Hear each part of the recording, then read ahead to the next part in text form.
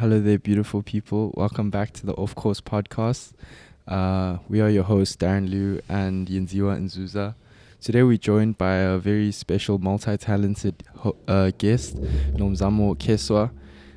She's the head girl of 2022 for Fatima, and she also did SA dance. So today we have a lot to talk about, a lot to learn from you. And so, how are you feeling? I'm good, thanks. And yourself? Nah, feeling great. Good. Yenzi, how are you feeling today? No, I'm feeling amazing, man. I'm happy to be here, and I'm excited for this conversation. But Nomzamo, I'm sure like you're more excited because you just graduated, ne? Just finished matric. Yeah? Time of my life right now. Time of my life. No, I'm too excited. I'm not even going to lie to you. It's been a stressful, long, exhausting journey, but it's been worth it in the end. Okay. Yeah. No, that's good. And when do you go back soon for uni? Well, I'm gonna go back 1st of Feb, so that's in 2 weeks. Oh shit. That's like in 2 weeks. Yo. That's now. But yeah, I think uni itself starts on the 20th, but I have to be there early just to like get settled into accommodation and all that kind of jazz. So at least you So, still have time. You have to have time to like chill a bit and then get back into things. Yeah.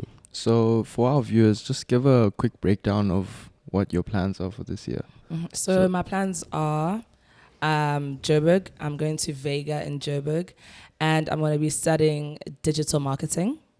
And hopefully I'll carry on playing netball on the side because I think I just want to keep fit and do something and not just stop. So yeah. Oh, you're also playing netball? Yes. Oh, okay. No, that's dope, dude. Yo. Multi-talented. Hey, for real. multi-talented, dude. Multi-talented. Involved in everything, bruh. So, yeah. And then with the dancing? Dancing, I think I've been dancing for basically my whole entire life. So I think I just want to take a break of it just from like the toxic-ish environment of dancing. Yeah. So I think I just want to take a break from that. And then hopefully I think later on this year, I kind of just want to get back into the swing of things because I still do really love dancing. It's not something that I want to stop completely. So I definitely will just get back into it later on. But for now, I just want to focus on the new me, I guess. But yeah. Yeah. No, I get that. Yeah. I get that. Fresh start. Fresh start, yeah. Fresh start. I think a lot of our viewers would be interested in like your dance journey and stuff and like where it started, like your story as a whole, if you don't mind like sharing with us. So I started dancing when I was 3, around the age of 3, but it wasn't like obviously anything serious back then. It was just kind of just preschool dancing. Oh, okay. And then I started properly dancing at the age of 4, and I was doing like competitions and exams and American awards and all that type of jazz, and I was like 4. And then I carried on until I stopped. I did my last show last year, but from like the age of 4, I've been to 3 different studios. So my first one I started and I stopped when I was around like 7. Very toxic environments. I think I experienced a lot of racism that I wasn't aware of at the time. 7. At the age of 7, because I was obviously the only black female in my class. So my mom would realize patterns of racism that I obviously was very oblivious to because I was very young. Because I was like, exactly. So I was like, I don't know what's really going on. And then I think at the age of 8, my mom sat me down and she was like, "Hey, listen, it's either dancing or sports." And I was so confused. I was like, I'm only 8. What do you mean making me choose between dancing and sport? Like I just started, you know. And that's a big decision. You know, I was like, I just started getting into like netball and stuff. So I was like, what do you mean I have to choose between the two? And then I remember I cried because I was like, I don't understand why you make me choose at this age. And I was like, okay, I guess I'll do sports. Because I mean, I just started. So I was like, okay, trying something new, I guess. Let me get into sports. And then when I got to grade 4, which is when I think I was 10, I was like, okay, no, I really miss it. Let me just, I need to go back. And my sister used to dance with someone else when she was still in Glenashi, so she had her own studio. So I was like, hey, let me go join that one. And then I started dancing seriously again at the age of 10, and then I've just been at it ever since. Yeah. And like, since you said that like your mom would notice those certain things, ne? Like, what things did you start to notice? I think it was just the feeling of always feeling isolated in class. Like, obviously, like, being the only black female, it's like, okay, I am different from everyone else. Yeah. But, like, it was just patterns of, like, I'd always be isolated, or, like, in certain, like, yes, I'm working my butt off, but it's, like, to a point I'm like, why am I not getting any recognition? Obviously, when you're young, you're like, I kind of want to get, like, you know, tell me that I'm doing something good, you know? Because now I was like, what am I here for? Because I feel like I come here every day, and I'm like... Because I know I'm not. You know, like, you know what I mean? Like, at least tell me that, okay, you're getting better. But now I was, like, getting nothing. And I was, like, always getting, like, shouted at out of, like, the most randomest things. I was like, I don't understand what's going on right now.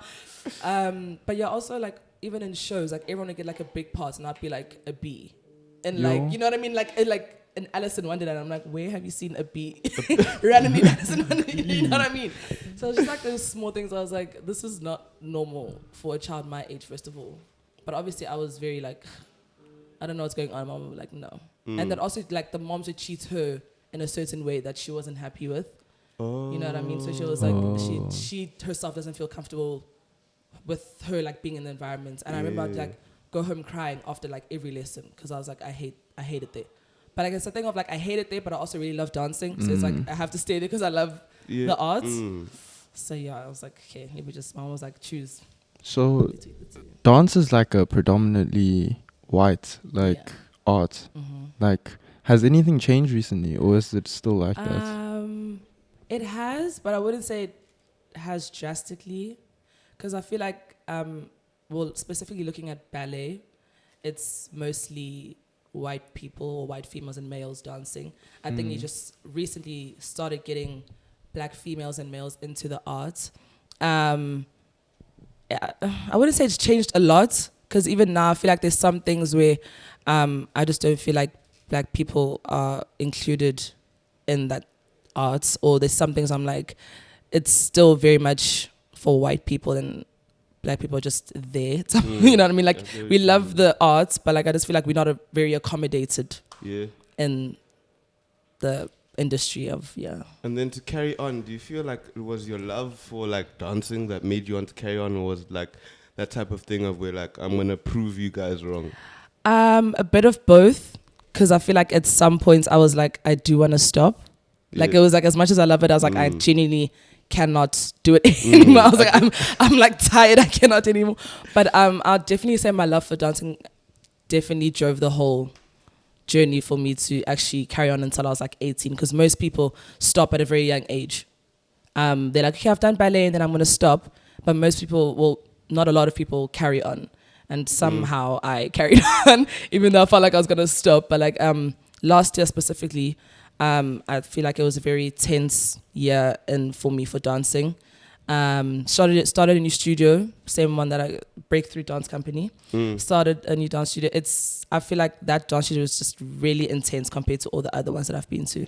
So going into there, not knowing anyone. Well, I knew Ayanda, but, like, hardly knowing anyone. Yeah, me and Ayanda went there. So only knowing her, not knowing how the other dancers are, how they dance, but yeah, it was just a very for me, I felt like it was a bit toxic sometimes. Just everyone was in competition with each other at some point.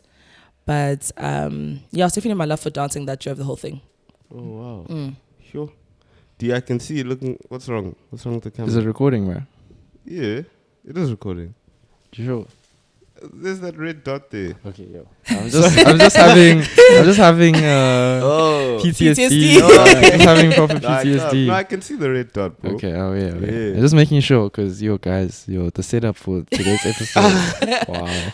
Yeah, no, we've been getting interrupted. But But just to get back on course, like, I've always wondered, for those to get into those, like, dance academies and stuff, the studios, is it just a matter of being able to afford it, or can you audition? Do you get, like, scholarships or something into the studio?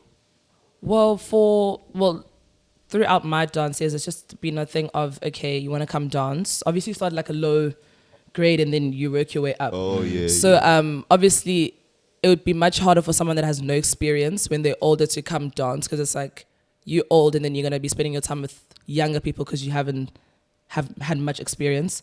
So luckily for me, I had experience my whole entire life. So then when I got to this recent studio, it was like, okay, you can immediately go to, like, senior elite. It wasn't like a thing of, you have to start at the bottom. I was immediately put into, like, the advanced classes. Okay. So scholarships are usually offered at dance academies and companies. And then dancing is a really expensive art. How much So is it, like, per semester or something? I think for mine it was quite a lot because I also had to do like costumes and for shows and pay for trips to all Cape those Town things. for Yo. competitions and Oh, they don't pay for that stuff. no. I thought they It's the would've- thing is because you audition Yeah. and then you kind of get it is your choice to kind of audition and then you get sent to like Cape Town. So like for the essay that I was in, I did the audition on video and then you sit and then they give you like marks back if you got like an 80 or a 90 or whatever. Yeah. And then they send you to Cape Town and then you do the whole competition there, yeah. So Yo. yeah, it's not a cheap. Yeah, it's not a Because cheap even sport. for like costumes for shows, if you're like in 7 dances, then it's like 7 costumes to pay for, which is already like 7 you know what I costumes. mean? Because it's Sure. different costumes, not the same costume. But yeah, it's not cheap unless you really.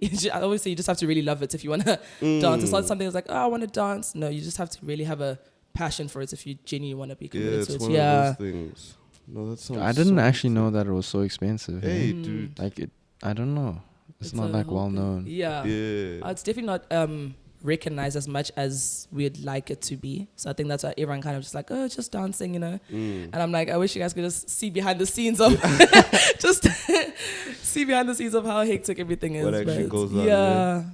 Cause like I've never actually like gone more into it. Of course, like my sister used to dance, but like that was like back then. Yeah. It's like the only time that like I'd hear of these things is like on like TV shows, Yeah. like dance recital Yeah. things as well. I think also I always say we dancers show what we want to show to the audience. Oh, okay. Like we obviously you guys won't see the whole hectic and toxic parts of getting ready, but like we show you what we want you guys to see. Yo.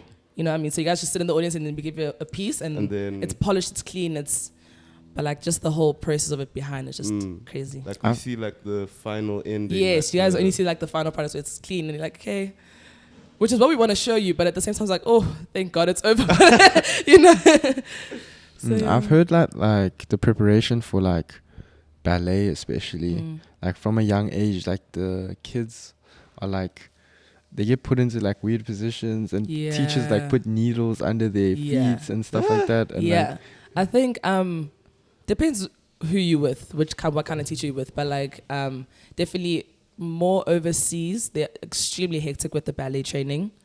Like you just it's a very painful art, but like it's very like needles just point your foot. It's like a whole different level that you have to go through just to like get the perfect arch or the perfect arms or the perfect body or giving you a specific diet. And well, in South Africa it is like that, just like you have to have a specific body type and all that kind of jazz. But yeah. Wow, this is hectic. D, what's wrong with the camera?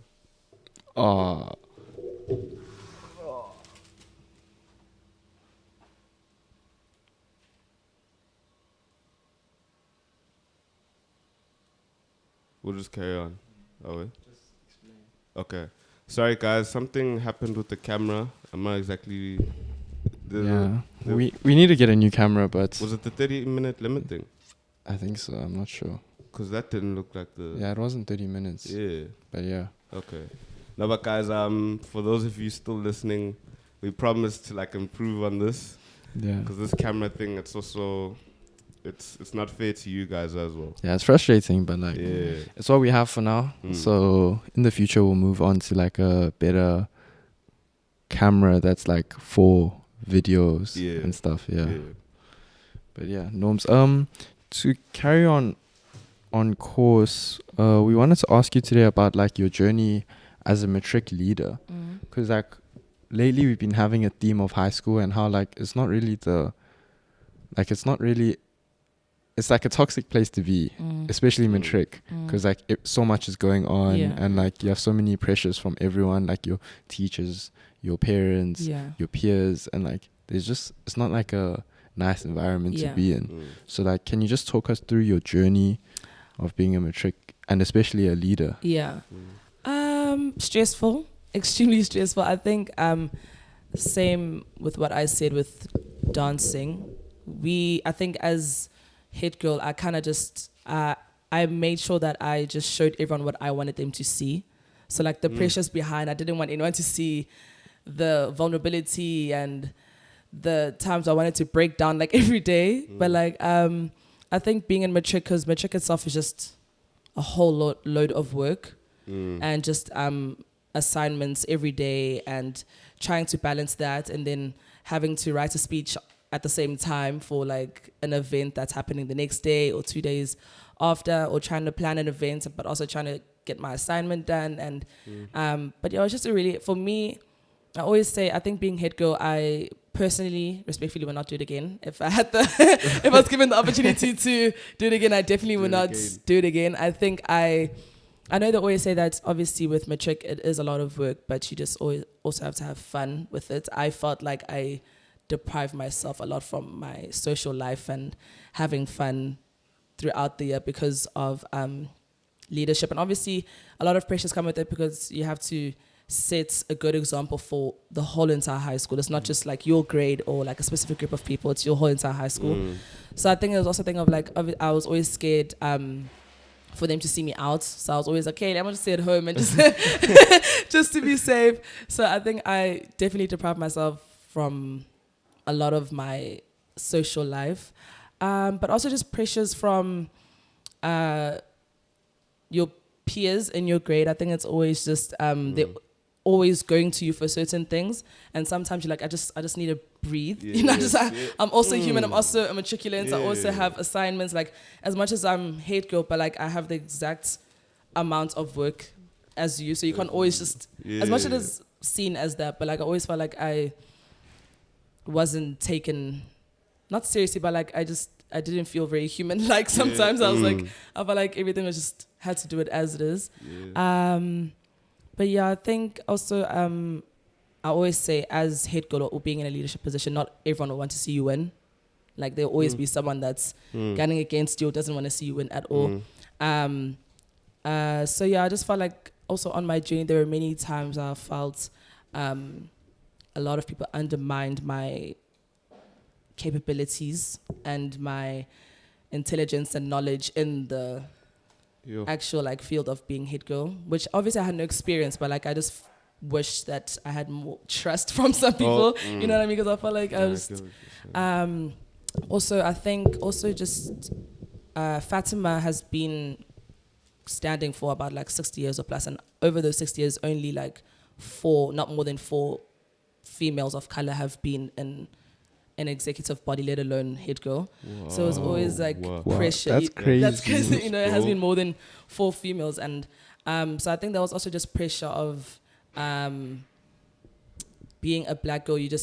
People from like your family are like, you have to succeed or you have to do good in this. You need to show them that's this and that. And I'm like, as much as obviously you do want to show that you are capable of doing this, and but it was just really stressful at times. Like I am 18, I am also in matric. I am still human. So yeah, I just had to block all of that out. Had to kind of put my mental health and my emotional health aside, and for all of that, just to try and prove my worth in a white-dominated environment at school.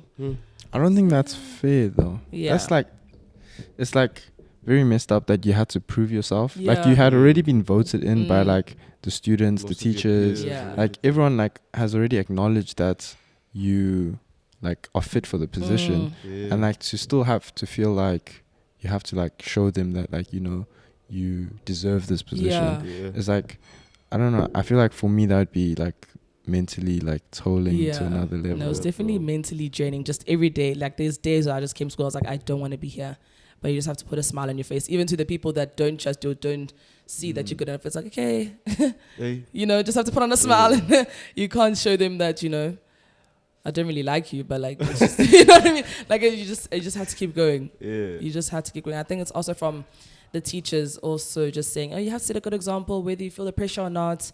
So yeah, it's just a thing of just keep going. Whether like I always say, I had to put my social life, but not only my social life, my mental and my emotional health to the side, and just kind of the only way I can get through this is if I'm not focusing too much on like, okay, you know, I have to worry about my mental health now. No, there was really no time for that. I told myself it's just keep going the whole way through. Because I think that's one thing that like we tend to like underlook at times is when after we come out of high school, especially like if we look at like minorities mainly at these like white dominated schools, is that when we come out, we don't really realize how much the racism and the discrimination has actually like affected us and affected your mental health. Yeah. And besides that, but also just like all the other problems that we faced in high school, like I get that, you know how like mainly now like the narrative or the notion is I'm grateful that I went through the trauma because now like I am who I am. Yeah. But I think that's bullshit. Yeah. Because for me, I think it's more of a thing of where I'm grateful for like the resilience that I've gained from it, but I'm not grateful for the trauma. True, I was gonna say the trauma is just for me. I don't want to say it was unnecessary because at times I'm like, okay, I guess it kind of taught me a lesson, you know, somehow. But like, there's just some times I'm like, it was really not necessary for me to go through that. And then people say, oh no, at least you know you learned something from it. So I'm like, but did I? It's like, but did I really like learn something from it? But, I don't know. For me, I just feel like whether you a female or a male, any person that's a minority in like a white dominated environment, you will always feel undermined. Yeah. And you always feel like as much as you trust your capabilities, but you always put pressure on yourself as well, not just from other people that, you know, I have to exceed or break the stereotype of, you know, I'm not capable just because I'm a female, let alone a black female in this dominated environment. So, yeah. Because like one person can be one black person, but now you feel the pressure as if you're representing, you know, like a whole community of people. And I think especially for us at Fatima, there definitely not a lot of black females in each of the grades. So I think each time a person of color is voted into like an executive body or like head girl or whatever, it's a thing of, okay, I kind of have to show them that I am, like, black females are capable of being in that position. Because a lot of the time I think we feel like, oh no, it's just, you know, we're just there. And obviously we don't feel like we have the opportunity to get into that position because it's like 7 of us in a grade out of 66. Oh wow, there's 7 of you guys. You know what I mean? Like, well, I think there was 5 in my grade. 5? Exactly, 5. And then there were like 2 of us in the prefect body, which is me and Amma, and then it was just me as like head girl out of the executive body. That's mad. So, like, do you have any stories to share about like the discrimination you guys felt as only like 5 like girls out of like 60 something? Well, I think well, looking at the prefect body and being like head girl and stuff in our grade, obviously there well, 3 of us did have, I'm gonna be so truthful, I think 3 of us did really have potential to be in it, and 3 of us definitely did get into that leadership position. But I definitely felt like we could have done better. I feel like we could have done better because even not just like obviously there weren't many people of color in general in the student body or in the prefect body, and I felt like just to make it at least look normal, because I feel like it was just white people and then just like a drop of color. Oh, okay. Just like that little drop of color to just make it look. Let's just put some of them, you know, there just so it looks normal. Like people won't judge, you know, just like a little drop of color. So I definitely think we could have done a little bit better. We could have done a little bit better with that. But I think Fatima definitely was an experience for a lot of us, especially being like 5 black people, or like 7 in a grade. Obviously, you do feel that, okay, you are the minority, and there are some days where you're gonna feel like, okay, this is not fair, and people are more in favor of people like the white people, or you know. But yeah, because like it's also a crazy experience. I don't know why, but like it's also like for them, it's like choosing a white-haired boy or like a white-haired girl. Like it's like the comfortable choice for them. Yes, it definitely is the like comfortable the default choice. setting. Yeah. And then like when too many of us are there, they're like, ish. Hey, we gotta make sure that there's not too many of them. Then they push us like aside. Definitely. Yeah, but especially like for you know, the younger girls at your school, the younger gents at our school, like the minorities at those schools, like we just want to emphasize that, like, you know, keep striving to be the best that you can and reaching those positions. And like, even though the system and the environment around you is telling you no, you know, like still strive to be the best that you can and reach those positions. Definitely don't let anyone tell you that you can't. I think that's what kind of, as much as I was shocked when I got the position, but I was like, there's definitely no one that told me that I can't do it. I didn't tell myself that. I think just backing yourself is the best thing that you can do. I always say that back yourself hard and you'll get somewhere, because I feel like relying on other people's opinions on you and telling you that you can't do it or that you can is what's going to mess you up mentally completely. But if you back yourself, I think that's the best thing that you can really do. No, definitely. And then like because obviously in matric you were busy, and right now, like, I'm sure going into uni you want to focus more on yourself, because back then you were carrying how many like other activities, just the position, dancing, netball. So like, how did you balance all of that? Like, if you can give some tips. I'm not gonna lie, half the time I didn't feel like I was living a normal life. I didn't feel like I was living a normal life. Take us through like a day in the life, like from what time you'd wake up, what time you get home, when you go to bed and stuff. Okay, so on like a day in my life, I'd probably wake up at like 5:30. Half past 5. Wake up at 5:30. Obviously get ready for school and then kind of just plan my day. So let's say I have like on Thursdays I'd have like a prefect meeting. I kind of like just jot down some things of what would be discussed in that meeting and what points need to be discussed within like school events or whatever's happening, or anything that, or like any disciplinary things that are happening in school that we want to deal with. And then I'd obviously like pack for like netball, because like either netball game is happening that day or I have netball practice. So obviously get to school, and then either we have assemblies, which I have to line everyone up for, and then everyone gets to line up everyone. And then after school activities will probably be netball. If it's a netball game, I'll probably be from like 4 to 5. And then from 6:30 to 8:30, I would have dancing. Oh. Yeah. 6:30 to 8:30, I'd have dancing, and then get home and then study or do whatever work I have left until I'm finished, and then only then I would sleep. And then get up at 5 and do it again. At 5. Do any assignments I need to do, or finish off writing speeches or planning anything, and then make sure that I get my homework done in time and any studying that I want to get done, and then do the same thing again the next day. You look like dude, because I look so shocked. Like, I'm shocked. Like, this is a system that like of course like you worked hard, but like that like I feel like no one should go through like something like that, bro. But yeah, that's you get me. Yeah. No, definitely. I genuinely, most of the times I'm like, I genuinely just wanted to stop. I always tell myself that there's a lot of times I wanted to quit dancing just to focus on school, because I was like, I guess that is my main priority right now, just to get through matric and pass matric. But at the same time, I was like, dancing is the one thing that kind of just brought me down when I was just too, and it's like I always just needed that one thing to just bring me down and make me feel a bit more calm. So I think also dance was that for me. But I wouldn't, obviously going to classes was like nice, and obviously you learn stuff, but I think the days where I literally just go into the studio, because we had like a bottom and a top studio, the days where I just go into the studio on like, let's say like an hour before class and kind of just move around and like freestyle, that was kind of like my just my downtime from all the craze that's happening outside of the studio. So wow, dude.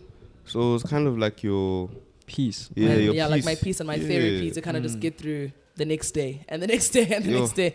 So that was me. Was there anyone like there to support you, like who you could go to, like confide in during like these hard times? My friend Amahle, she was definitely someone that I went to for even the things where I wasn't sure of as a head girl. I think everyone expects like the head girl or the head boy to kind of know what to do all the time. But there were times I just wanted a second opinion, just be like, hey, what would you do if you're in my position? Okay. And that was kind of she was my go-to person. And also my mom. My mom was definitely my biggest fan. And I always say that I don't think I would have gotten through this year or even gotten through being head girl if it wasn't for her help and her guidance throughout the whole entire journey. Yeah. Wow. Sure. Yeah. Nah, dude, because like I'm still replaying that Yeah. schedule in my head to be like, FK, would I be Yeah. able to do that No, she every was single definitely day? there to like take me to all my dance practices and my netball games and guide me through times that I did not know what to do at all with like being head girl and obviously matric. Yeah, she was the one person that always reminded me just to remember that you are human and you are allowed to feel the way you feel. You don't always have to be strong and put up a wall and act like, I don't want anyone to see me looking weak or... No, she was like, you are human, just... you can cry about it sometimes. It's okay to cry about it. Yeah. But yeah, she was definitely my rock throughout that journey. Yeah, bro. No, shout out to Black Mums. Dog. Shout out to mums. She was definitely my rock throughout that whole... Yeah. I just wanted to ask something that's a bit off topic, which was, did you have to deal with any like fucked up situations as like the head girl at a school? So like, did anything crazy happen in the year and like it just like sort of like set you back and you like just didn't know what to do about it? Vaping issues. Oh. The vaping problem was insane. And I think what kind of messed me up a bit is I was coming from my grade. So like people that I all considered friends at that time that were like doing it. And the vaping problem was definitely bad. And it was kind of a thing of, I obviously have to say something. I can't just be the one that protects her friends in that situation. So it was definitely that kind of set me. I think that was my first like, okay, head girl has to step up now. You know? Like this is my time to actually like I actually have to do something. So yeah, I think the time just going into the principal's office and kind of just giving her names of people that I consider friends. I think that was my hardest. Oh wow! Wait, so you had to like list down your friends? Yeah, this should be like, okay, who did you? Because I think the people in our grade, a lot of the girls from the other grade kind of got irritated with the situation as well because our grade was getting a bad name.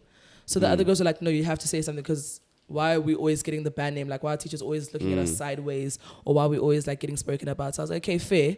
Because also if I don't speak up, it's going to seem like, oh, so you're only standing up for your friends. You know, so it's like, okay.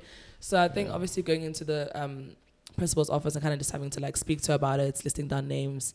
And then a whole thing happened of the girls that did it started denying it and all that kind of jazz. And so it was like a thing of, I had to sit them down and be like, guys, please just own up. Like, please, like I beg, because this thing is going to keep going on and on and on.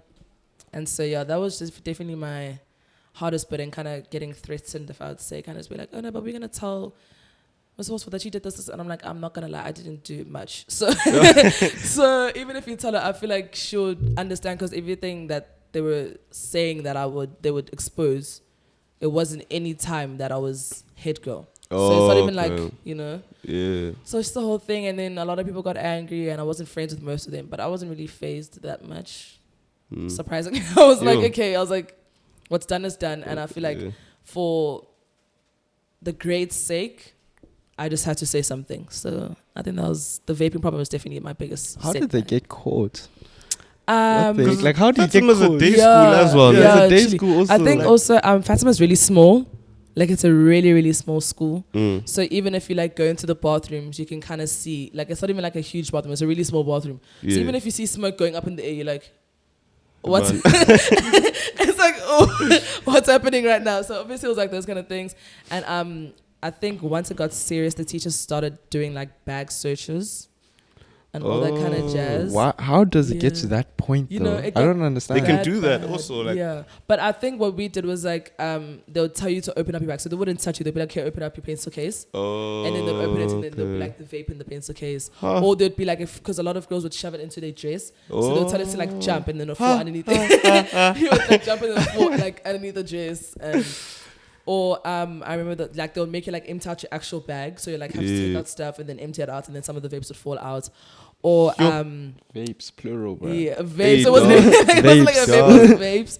And then I know other the girls would like hide it into their desk. And so it's like, okay, open your desk. And then the vape would be there. in their desk? In their desk. So guys, like, come on now. I think it's like quick reflex where you see a teacher coming, it's like, okay. Oh, but then you wouldn't expect them to be like, open the desk. And then you're like, So yeah, that was our... Yeah. So we're like, I'm trying to ask like, how did it get to that point where people like vaping in class, or were they like, Yeah. what were I'm not they gonna lie, doing? Vape culture is crazy. Yeah, I know, it is crazy. Vape culture has just become a huge thing, and I think also peer pressure. Yeah. I feel like a lot of people are just doing because they see other people doing it, and it's like, okay, want to try it, and then see other people bring it to school, and then they want to bring it to school just to seem cool, some type, like, you know. And so it got to a point where I think younger girls started doing it at like grade 9. So like grade 9 and stuff. So that's I feel like that's when Fatima was like, okay, we have to take it seriously now. And then if there's like 15-year-olds vaping in our school, what are people gonna think, you know? Yeah. And a lot of matrics started doing it, grade 11s. So yeah, it just became a whole thing. Yeah. And then it was just crazy. Because I heard that like even like young grades, like they do it now, like, because I thought that like vaping is addictive, like it is addictive, but Didn't like you give it up now recently? yeah, no, I stopped, bro. I stopped. Like me and my brother, I'm actually not sure if my brother hopped back on, but like I stopped. Yeah. But like these, like for example, my cousin was telling me, like, because he also matriculated. He was at Crawford North Coast. He was telling me that like about grade 7, like how involved in this stuff.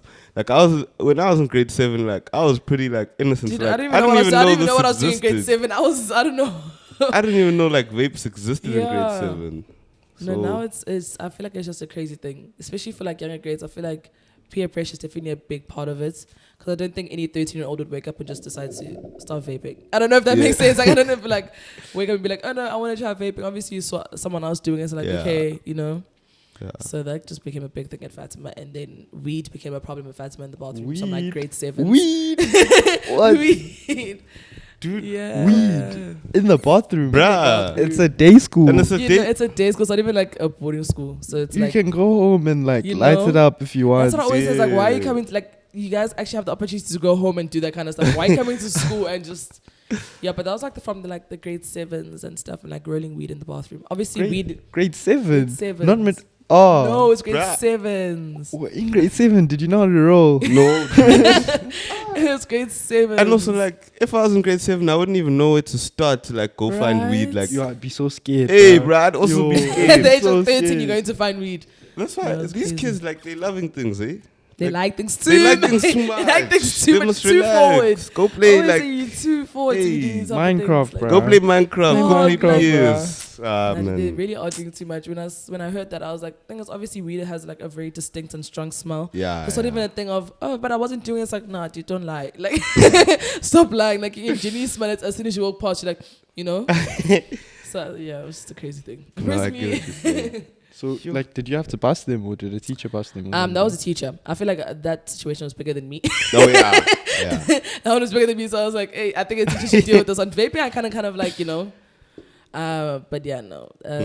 With the weed thing, I was like, I think someone older, and teachers have to deal with that one, yeah. But also to go back to like that whole thing of where like you had to kind of like tell the teachers like who was involved in terms of your friends. Like I feel like because you did like ask them to like own up and like stop and stuff. Like if they were like your real friends, like they would have stopped, because also Genuinely. they putting you in like a hard position in terms of like now guys, you know, you guys voted me into this position. The school voted me into this position, and now you're not being fair. Like, True. You get me? Yeah, definitely. I think being head girl was, I always say, being head girl and being in that position where you're having to discipline your friends, it's just, for me, I felt like it was unfair, because I was like, I always told you guys before I ever went to the principal to even like tell a teacher whatever of that type of extreme measure, I'd always come like sit them down and be like, hey guys, this is a situation. I know what's going on. Please stop. Don't carry on. Otherwise, I'm going to have to, if you don't listen, if it goes further than this, then, and then when they didn't listen, I look like the bad guy. And I'm like, no, but I told you guys. But yeah, it was just really difficult to kind of discipline people that you thought were your friends, and then they kind of turn on you. Well, kind of turn on you and kind of do the exact, what you're expecting to, like, hey guys, if you respect me and my position and our friendship, surely you should, like, you know, listen and But yeah, Yeah. I always say there'll always be that one group of people or that one person that's not wanting to see you win, that doesn't want to see you win or thrive. So I was like, I had to deal with it. Like at that point, like accordingly. also them, like I feel like they're not doing that because they like doing that. They're doing it because they want to spite you. I always say you always want to get a reaction out of me, and I'm like, unfortunately, I don't do big reactions, but like not today. Not today. I've told you guys once. I'm not about to tell you twice. Yeah. So you know. No, I get that. Yeah. What were you saying, D? Nah, the camera just cut again, bro. So cut again. Oh, but you reset it, ne? Wait. So then I was gonna say, ne, like, in terms of because I just want to go back to the dancing thing, ne? Like, did you ever feel like, did any of those girls ever have your back? Like, did you ever feel, was there any like other support structure there other than your mom? Ayanda. Okay. Ayanda was definitely, I think, Ayanda. Me and Ayanda being the only black females in that class, it was kind of just, we kind of gravitated towards each other initially. We were friends before, but I think dancing definitely made us stronger. So she was definitely my support system through my dance journey, and like days where I felt like I wasn't good enough or I didn't want to be there, or you know, I always felt like, hey, she always kind of brought me back into place, like, dude, you are good enough to be here, like, just keep your head in the game and, you know, you'll get through it, you know. Yeah. But I always say, as much as my dance teacher was hard on everyone, not just me, she definitely was my support system as well. She kind of made me believe that I could get into like stuff like UCT, like a UCT theatre and dance company. Like I got into that. She made me believe that I could do that and those type of things. Wow. And like giving me the lead role, I always say I don't think in my past studios I would have gotten like a lead role for like someone that came literally a year ago. Compared to like girls that have been there for a long time, I got the lead role and I just got there the year before. So I think obviously her seeing potential in me was a really big thing to me, and it was really important to me. I was like, okay, you know, you are good enough, like you know, you're not just so yeah. Sure. I think that plays off like that thing that we're trying to preach as well, where like you need to surround yourself with people that like have your best interest at heart. Like being surrounded by like toxic people and stuff, that will really like bring you down. Definitely. You know what I'm saying? Like you really need to find out who your real friends are. Definitely. Because some people are like just your friends because of like circumstance. Like because you guys go to school together and they're in your class together, so then you guys are friends by like default. But you need to like find out who like actually has your back. If you know That's what I so mean. true. Because I always say you need to have people that also back you as hard as you back yourself. Definitely, because you need to have people that back you, because you can be friends with someone and they don't have your best interest at heart. They're just friends with you because for some kind of like status or whatever. But people that genuinely help you get to the place where you want to get and are with you throughout your whole entire journey, and the energy reciprocates it throughout the whole entire time, then I think that's the best group of people that you can surround yourself with. That's facts. It's also really good for your mental health and your emotional health and just your well-being, you know, because obviously they want to see you do good as much as you want to see yourself do good and succeed. Because you definitely are like a product of like your friendship group as well, because those are the people that you spend most of, especially if you're like in a boarding school, like you spend more time with them than you do with your family sometimes. So like if you surround yourself with people who are going to be pulling you down all the time, you're never going to have the confidence to do certain things. That's very true. But then like if you surround yourself with like my boy D here, like he points out things in myself that I've never seen in myself, like certain talents or certain attributes, and I'm like, and I look into it and I'm like, do you really think so, dude? Actually, okay, wait, okay, let me try that. And then I'll try it, and then I end up, you know, doing well at it, and I'm like, oh, thank you so much, bro. Like, I think also just having a friend that will tell you when you're wrong, not just always when you're like right all the time, or someone will be like, hey, dude, come on now, you know, you know, let's keep just you take accountable. you know, definitely, because I feel like if you have people praising you your whole entire life, it's like you see no wrong in yourself, and then it's like you go into the real world and everyone's like, no, bring yourself back down to earth right now, you know. No, I get what you're saying, yo, because also that thing, like, if you just have a group of people, like, what are those groups, like, celebrities have those groups, what are they called, groupies, like those people who just hype them up the whole time. Exactly. Then when someone tells them no, they act all shocked because they think that the world revolves around them. True. So you need, as you said, like you need That- friends to those friends who That won't gonna always be just like, praise you all day, every Yeah. day. It's like, okay, dude, come back down. Mm. This is what you did wrong, or I don't like how you handled the situation, or Yeah. Because I feel like if you praise our whole entire lives, you're not really gonna get anywhere in life. You're gonna No. always expect people to be kissing the ground that you walk on, when real life is really not like that. No, that's Yeah. facts. Definitely not. You must always stay humble, man. True. Yeah. Always, All Stay the humble. time. Mhm. And do you have any advice on like, because you said like how you had to like almost turn them into the principles, right? And then like they kind of like, you did warn them, like fair enough, you Yeah. did warn them and stuff, but at the end they like, you said like they started acting funny, right? Yeah. So like, do you have any advice on like cutting people off that aren't good for you? And like how to do it, like Yeah. because like even like an appropriate way to do Yeah. it, like the methods that you would use. Personally, I just feel like I didn't just cut them off, just be like, okay, I'm not friends with you anymore. I kind of just started gravitating away from them. Okay. Just to like, I started surrounding myself with other people in my grade that I was like, okay, you guys actually have my best interest at heart. And like those people, I'm like, okay, you guys clearly don't want to see me win, so I'm just gonna start pulling back away from you guys in the friendship. I always say, don't be scared. If you see that it's good for your mental health and your well-being, then do it. Because I always say, put your mental health first. But yeah, I always just thing is, we all have different ways of cutting people off and handling certain situations. Yeah. But I think for me, the healthiest way was just to take a step back and look at my future in that leadership position and my future with my friends that I want to surround myself with, and who I want in my circle and in my life. And that helped.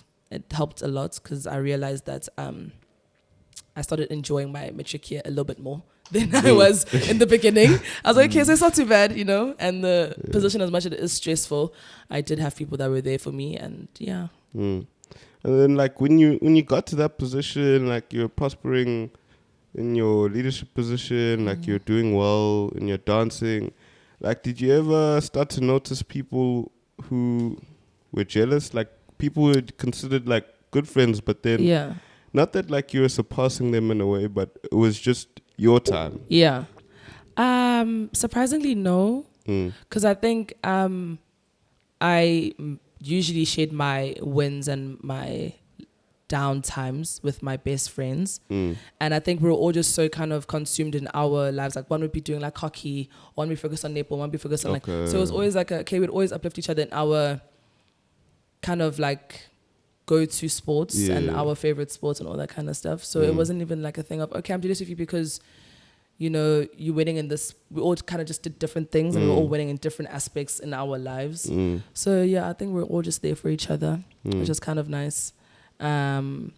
Leadership-wise, like I said, it's people that I wouldn't really consider my best friends that didn't have my best interest at heart, but my best friends always wanted to see me winning. So I think that's what also helped a lot. Yeah. Okay. Yo. No, that's nice though. Yeah. Like, like you never had to experience that from like your close friends. Definitely Did my you close experience friends. that? Yeah. Who? Did you experience that? From me? Yeah. Like, did you ever experience that? Because you were also in a leadership position and like you did like thrive in your position. So did you feel a sense of jealousy from... You don't need to name names, of Yeah, course. I'm not gonna name names, but like sadly, yeah, I felt like some people that like who I considered to be like close in a way, like did it. It wasn't even a thing of like they would say certain things and like also the energy that I would get from them, or like there was never like a congrats, like or anything like that. Like, of course you don't want to receive praise all the time, but it's from who you get the praise from as well. True. I think it's also a thing of because yourself, if the roles were reversed, Yeah. you wouldn't be acting that way towards the person. Like you would definitely be the type, okay, I'm always rooting for you, congratulations. But when you don't receive it, it's like, oh, as much as you don't want to be praised, but it's like, what's happening? Because like it was a thing of like also like you were, as you said, you were there for your friends, like I was there for you. Yeah. So then like it's just weird because that's why I also like mentioned that kind of like thing of where like it was your time as well now. Like you got your chance, so then it was a thing of like you think that someone would be there for you during that period. Yeah. Did you ever get that deep? Because like you were also playing first team basketball, man, and you were Dome Cup. I You don't never know. got that. Nah, I didn't feel. But maybe I'm also pretty oblivious. Like I tend to think everyone has like a good heart and everyone good like heart. has like Yeah. like my right interest. Like I'm very like I feel like I'm very trusting in people Mm. and like I just think everyone is like a nice person, but like that ends Yeah. up like biting me in the butt sometimes. You Yeah. know what I Mm. mean? Yeah. Because I don't know, but it's not gonna change me though. I still believe like there's good in everyone and stuff Yeah. like Yeah. that. So Yeah. maybe it happened, but I'm not sure. Yeah. Yeah. Yeah. True. There's a lot of situations where you can be like oblivious to certain things because you like wouldn't expect people to do that, Mm. and then when they do it, you're like, oh, Yeah. I did not see that one coming. Dude, like You know? it hurts so much because like you're Yeah. like, oh shit. Yeah, Yo, bruh, like, it why actually you- is like that. Yeah. You know. Because like I think, like, as like D said, like you go there with an open heart, like you yourself, like you are like open to like obviously you think that everyone's like they have your best interest at heart, and then when your eyes are open, because sometimes I do think that like your eyes have to be open, Yeah. because some people generally don't have your best interest at Yeah. heart. So then, yeah, as you guys said, when you find that out, it's just Yeah. like, But I always tell people, it's like, guys, leadership is really just an era in your life. Friendship is for life. So if you're ruining a friendship over something that's literally an era in your life, that is insane. It's actually just a year of just me being head girl. For you to go out of your way just to ruin a friendship over something like that, I feel like that's just, we were ever even friends. You know, we were ever like close like that. Yeah. If you're able to just, you know, but that's just me, yeah. Do you think like those type of things, like of course you and your friends will always fight, but where do you draw the line in terms of like if we can talk about it again? Like if you can sit that person down and be like, okay, you crossed me or you did this thing, like where do you draw the line in terms of that I'm cutting you off completely? I feel like if I've told you once and then you agree and you're like, okay, you acknowledge it and you're like, okay, I understand the situation. You're not just saying, okay, I understand, just so you can just get over the conversation. If you genuinely like want to know what I did wrong and how I can fix it or how like what the situation, okay, cool, that's fine and we can get over that. But I feel like if you go out of your way to do the exact same thing after I've told you that I don't like what you did and we've spoke about it and you understood me and you even said yourself, okay, I'll do it better or I'll do like, you know, you'll change your ways or your behavior and you do it again, then I'm like, okay, then what's the point? Because we spoke about this and I wouldn't do it to you, so why would you do it to me again? After speaking to you about it once, I think that's where kind of draw the line. I'm like, okay, obviously if you're able to do it once and then twice again, then what's stopping you from doing it the third time? Yeah. So that's just yeah. What about you, D? What's the question again? Like where do you draw the line in terms of like cutting off your friends? Like where, like what do they have to do where you're like, nah, bruh, like this can't continue? You know what's the problem? Yeah. I don't know if I can cut someone off like that. Especially like a close friend. Like I a don't close know. friend. I feel like I would always be trying to like, it's not like healthy, but like I feel like I would always be trying to like still like give them another chance. Yeah. Still And give them another chance. And I end up just like getting hurt and hurt and hurt again. But then do you It's know a my thing is, problem. man? Because obviously like I know you, like you're generally one of the nicest guys I've ever met. ne? Definitely. But like my thing is that like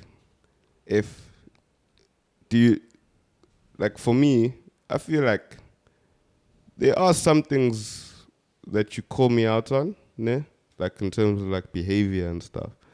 But like don't you think that like if somebody's done something wrong to you, like you also need to call them out so then they can know that they've done something wrong to you. yeah. Then they're gonna keep on like hurting and No, hurting. definitely. And that's not fair to you, bro. 'cause, Yeah, like speaking to someone is not a problem for me. Like I Yeah. can talk to them and be like, "Hey, bro, you did this, you did that. It's not cool." yeah. But I'm not gonna cut them off. Okay. Yeah. Okay. Like I can voice that, but like to cut someone off is like maybe they have to like do something crazy. Yeah. Like Okay, what's crazy? Like, what's your? Because that's the line that we're talking about. Like, what's crazy for you? Like Okay, an like- example.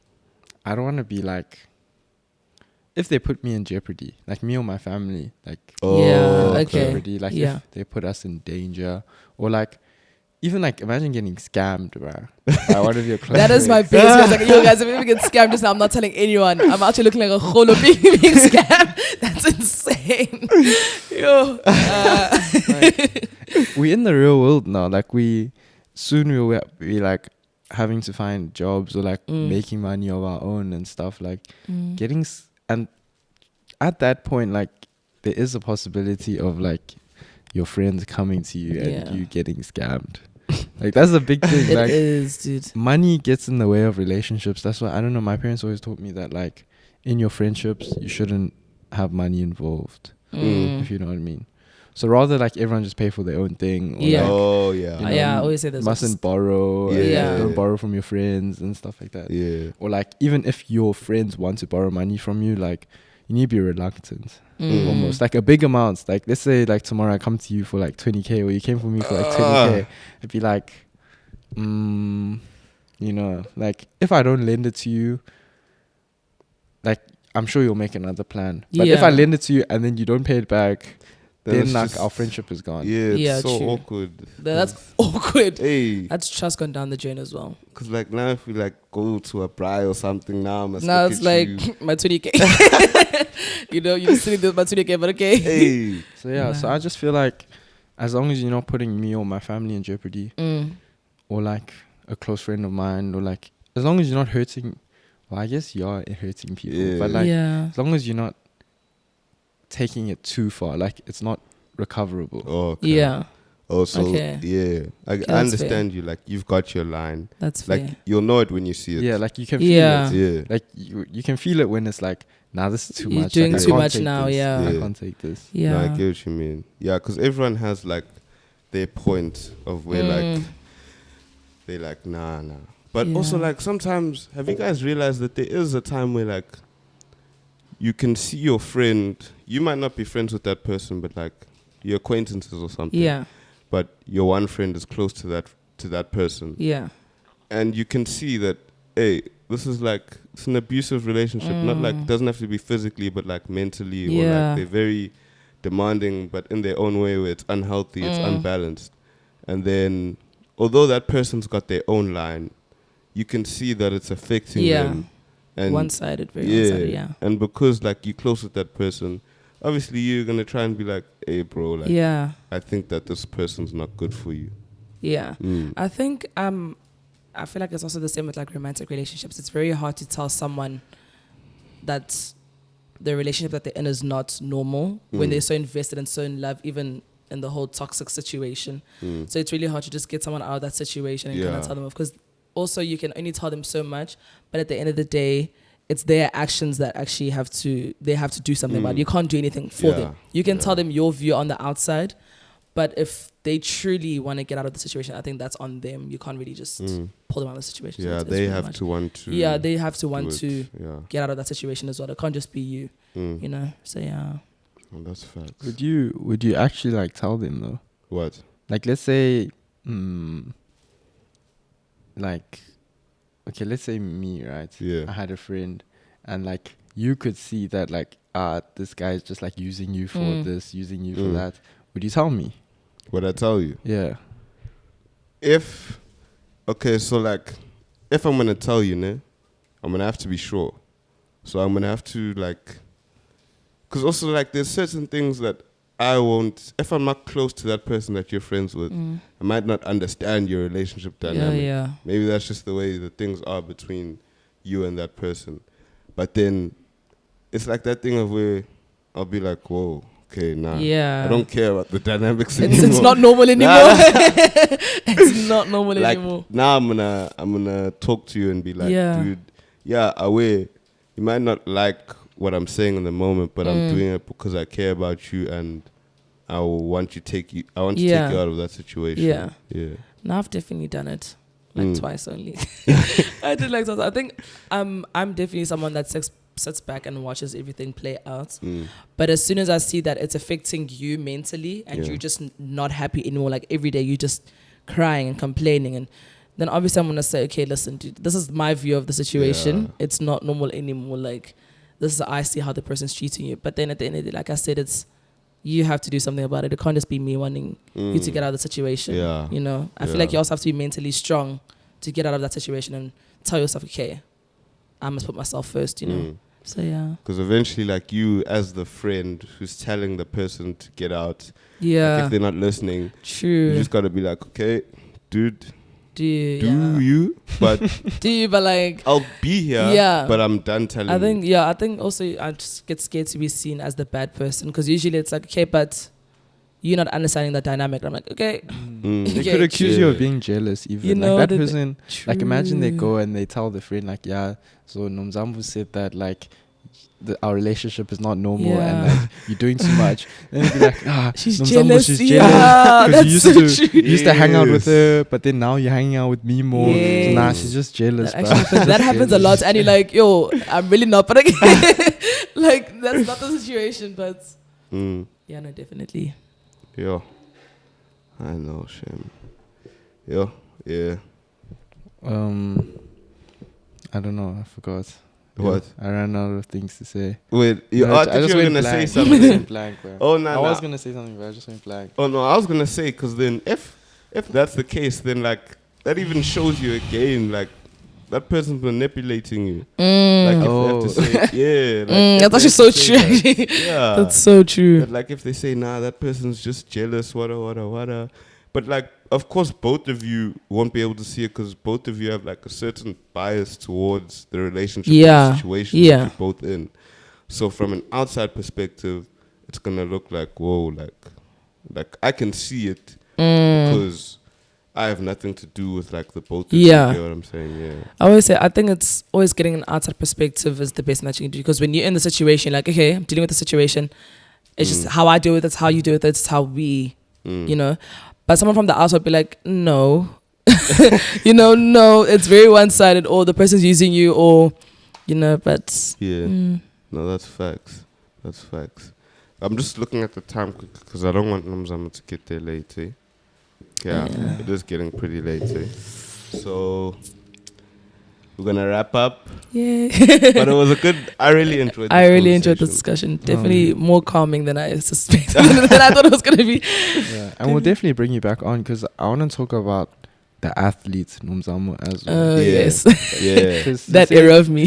Not even that era, because this era is just beginning. Because you said this year Yeah. you're gonna focus. You want to go play netball Netball. Yeah. as well. You want to carry on playing netball. So by the time we have you back on, we would love to hear about the journey like of the athlete Nomzamo. I'd love to. Thank you so No, much. definitely. Thank you. It was great having you on. Guys, thank you so much for supporting us and listening to us today. Nomzamo, thank you so much for being here. Thank you for having me. And thank you for sparing us with your time. And guys, have a beautiful day. Thank you for tuning in to the Off Course podcast once again. See you next episode. Bye. Oh, yeah.